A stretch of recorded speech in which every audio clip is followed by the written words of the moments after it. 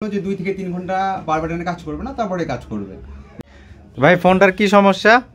কোনো সমস্যা ভাই, পাওয়ার বাটনের কাজ করে না। আগে কোথাও দেখাইছিলেন? হ্যাঁ দেখাইছিলাম রাজশাহীতে।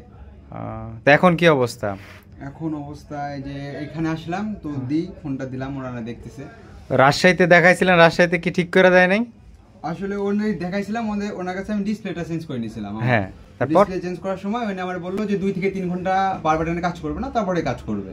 যদি ওখানে 8 আনা কি মেরে দিছে বললো। তারপরে আমি ওইখান থেকে আসলাম, আসার পরে 4 থেকে 5 ঘন্টা পর ফোন চার্জে ছিল, তো খুলে আমি রেস্টে রেখে দিছি।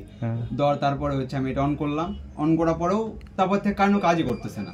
মানে 4 ঘন্টা 3 ঘন্টায় যাতে আপনি দোকান থেকে চলে আসেন, তাই তো না? ঠিক আছে কখন ভাই? আমার বলার কিছু নাই।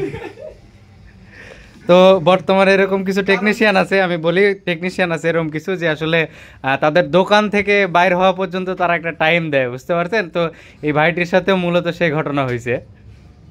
তো পাওয়ার বাটনের ঘটনাটা কি?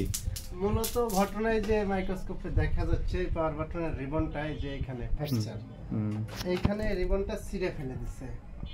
এই রিবনটা ছিঁড়ার কারণে যে এই জায়গাটা ফাটা ছিঁড়া, এই কারণেই কাজ হচ্ছে না।